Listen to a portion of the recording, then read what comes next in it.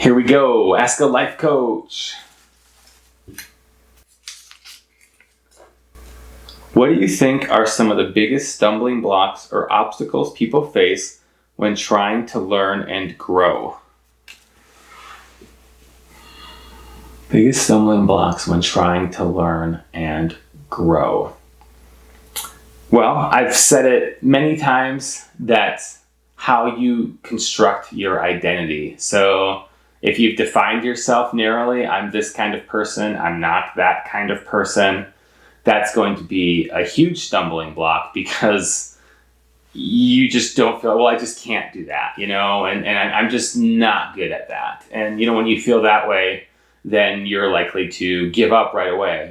You try one time and then go, well, see, I knew it, that thing's just not for me. So forgetting about that magical word yet, I'm not good at this yet. I don't have much experience with that yet.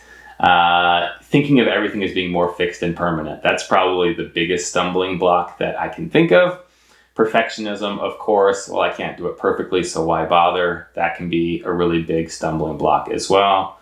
Overcome it by giving yourself permission to be human. What else gets in the way? I guess shoulds and expectations, where people feel like, yeah, I really want to learn and grow, but this is what I have to do. This is what's expected, And so letting go of some of that external pressure where it's like, well, I have no time to learn and grow because it's more important that I make lots of money, or I don't know, be really professional, or I don't know what pressures people are putting on themselves. But oftentimes, yes, these other shoulds, as I call them, can really get in the way. So just remember that should is somebody else's idea, and focus on what's your idea. And if you give yourself permission to do that and you trust yourself to do that, I think you'll get past a lot of these stumbling blocks and just find awesomeness in it.